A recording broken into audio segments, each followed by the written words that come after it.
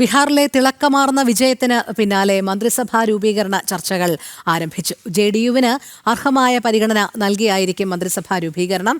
മുഖ്യമന്ത്രി ആര് എന്നുള്ള കാര്യത്തിൽ അന്തിമ തീരുമാനമായില്ല. അതേസമയം കനത്ത തോൽവിക്ക് പിന്നാലെ ഇന്ത്യ സഖ്യത്തിൽ ഭിന്നത രൂക്ഷമായിട്ടുണ്ട്. കെ.സി. വേണുഗോപാലാണ് കോൺഗ്രസിന്റെ തോൽവിയുടെ ആഘാതം വർദ്ധിപ്പിച്ചത് എന്നാണ് പരക്കെ ഉയരുന്ന ആക്ഷേപം. എസ് നന്ദഗോപൻ ചേരുന്നു വിവരങ്ങളുമായി. നന്ദൻ, എന്തായാലും വലിയ തിളക്കമാർന്ന ഒരു ചരിത്ര വിജയം തന്നെയാണ് NDA നേടിയിരിക്കുന്നത്. ഇനിയിപ്പോൾ മന്ത്രിസഭാ രൂപീകരണ ചർച്ചകൾ ആരംഭിക്കാനിരിക്കുകയാണ് എന്ന് മനസ്സിലാക്കാൻ കഴിയുന്നുണ്ട് അല്ലേ? രശ്മി, എക്സിറ്റ് പോൾ ഫലങ്ങൾ പ്രവചിച്ചതിലും വലിയ വിജയമാണ് ബീഹാറിലെ ജനത NDA സഖ്യത്തിന് സമ്മാനിച്ചത്. 202 സീറ്റുകളിൽ അജയ്യമായിട്ടുള്ള ഒരു വിജയമായിരുന്നു അവിടെ നേടിയത്. ഈ പാർട്ടി ബേസ് പരിശോധിച്ചാൽ 89 സീറ്റുകളിൽ BJP നേടി. BJP-യാണ് ഏറ്റവും വലിയ സംസ്ഥാനത്തെ ഒറ്റകക്ഷി.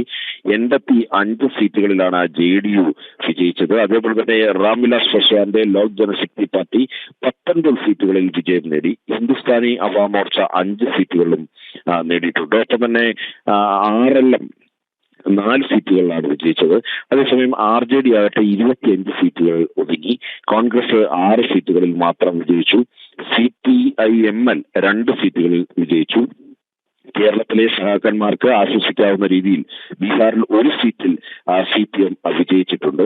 അതേപോലെ തന്നെ AEM-IM 5 സീറ്റുകളിലാണ് വിജയിച്ചത്. BSP 1 സീറ്റുകളിലും വിജയിച്ചിട്ടുള്ളൂ. അങ്ങനെ 202 സീറ്റുകളിൽ മൊത്തം NDA സഖ്യം വിജയിച്ചപ്പോൾ കോൺഗ്രസും RJD അടങ്ങുന്ന മഹാഗഡ്ബന്ധൻ സഖ്യത്തിൽ ഏതാണ്ട് 35 സീറ്റുകളിൽ മാത്രം ഒതുങ്ങേണ്ടി വന്ന ഒരു സാഹചര്യമാണ്. ഏതായാലും വലിയ പ്രവചനങ്ങൾക്ക് അതീതമായിട്ടുള്ള ഒരു വിജയമാണ് ഉണ്ടായിരിക്കുന്നത്. ഇനി അടുത്ത ഘട്ടം എന്നുള്ളത് മന്ത്രിസഭാ രൂപീകരണമാണ്. മന്ത്രിസഭാ രൂപീകരണവും വളരെ ഒരു കൃത്യമായ രീതിയിൽ തന്നെ നടക്കുമെന്നുള്ളതാണ്. വളരെ പക്വതയോടുകൂടി തന്നെ ഇതുമായി ബന്ധപ്പെട്ട ചർച്ചകൾ ഇതിനോടകം തന്നെ ആരംഭിച്ചു.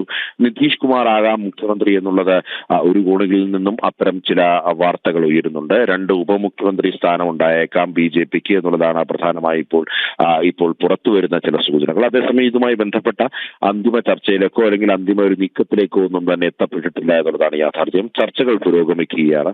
അതേസമയം തന്നെ ഈ പ്രതിപക്ഷ സഖ്യത്തിൽ ഇതിനോടകം തന്നെ വിള്ളൽ വീണിരിക്കുകയാണ്.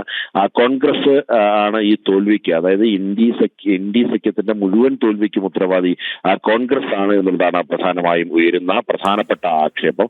കോൺഗ്രസിന്റെ ഭാഗത്തു നിന്നും തെരഞ്ഞെടുപ്പ് പ്രചരണവുമായി ബന്ധപ്പെട്ട് യാതൊന്നും തന്നെ ചെയ്തില്ല.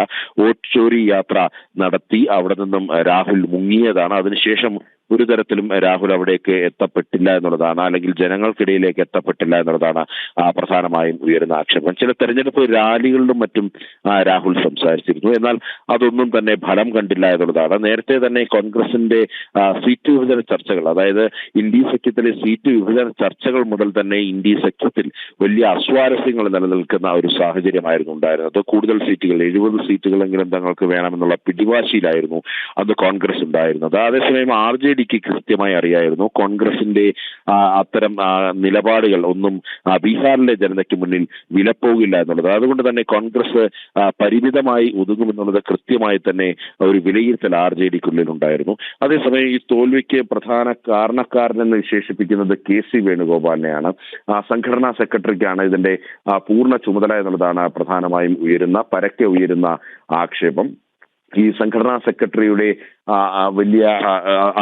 സംഘടനാ സെക്രട്ടറി KC വേണുഗോപാലിന്റെ ഭാഗത്തു നിന്നുണ്ടായ വലിയ വീഴ്ചകൾ ഈ തോൽവിക്ക് ആഘാതം വർദ്ധിപ്പിച്ചു എന്നുള്ളതാണ് RJD അടക്കം കുറ്റപ്പെടുത്തുന്നത്. നേരത്തെ തന്നെ ഈ തോൽവി കണക്ക് കൂട്ടിക്കൊണ്ട് ബീഹാറിൽ നിന്നും ശ്രദ്ധ മാറ്റി KC വേണുഗോപാൽ കേരളത്തിലേക്ക് ശ്രദ്ധ തിരിച്ചിരുന്നു എന്നുള്ളത് പ്രധാനമായും ഉയരുന്ന ആക്ഷേപമാണ്.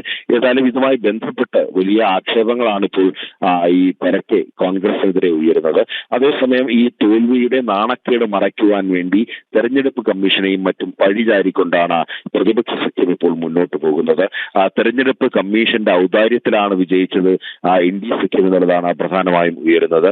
ചില ആരോപണങ്ങൾ പണം നൽകിയാണ് വിജയിച്ചത് തുടങ്ങി അത്തരം ഒട്ടനവധി ആരോപണങ്ങളും ആക്ഷേപങ്ങളും ഉന്നയിച്ചുകൊണ്ട് ഈ തെരഞ്ഞെടുപ്പ് വിജയത്തിന്റെ ശോഭ കെടുത്തുവാൻ വേണ്ടിയുള്ള ശ്രമങ്ങൾ പ്രതിപക്ഷ മുന്നണിയിൽ നിന്നും നടക്കുന്നു എന്നുള്ളതാണ് എന്നുള്ളതാണ് പ്രധാനമായും നോക്കിക്കാണേണ്ടിയിരിക്കുന്നത്. എന്നാൽ അത്തരം ആക്ഷേപങ്ങൾക്കൊന്നും തന്നെ കഴമ്പില്ല എന്നുള്ളതാണ് യാഥാർത്ഥ്യം. ഈ വോട്ടുചോരി ആരോപണം അടക്കം ഉന്നയിച്ചിട്ടും ഒരു തരത്തിലും ബീഹാറിലെ ജനത ഈ പ്രതിപക്ഷ സഖ്യത്തിന്റെ വലയിലെത്തപ്പെട്ടില്ല എന്നുള്ളതാണ് പ്രധാനമായും നോക്കിക്കാണേണ്ടത്. അങ്ങനെ ഈ പ്രതിപക്ഷ സഖ്യമാകെ ഉലഞ്ഞു നിൽക്കുമ്പോൾ ഒരു കോണിൽ എൻ ഡി എ സഖ്യം ഇപ്പോൾ മന്ത്രിസഭാ രൂപീകരണത്തിൽ ചർച്ചകളിലേക്ക് കടന്നു എന്നുള്ളതാണ് മനസ്സിലാകുന്നത്.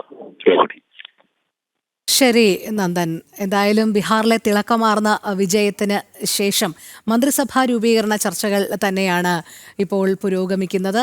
തിരക്കിട്ട ചർച്ചകളിലേക്ക് കടക്കുകയാണ്. അതോടൊപ്പം നമുക്ക് അറിയാം മുഖ്യമന്ത്രി ആര് എന്നുള്ളതിൽ ഒരു തീരുമാനം ആയിട്ടില്ല.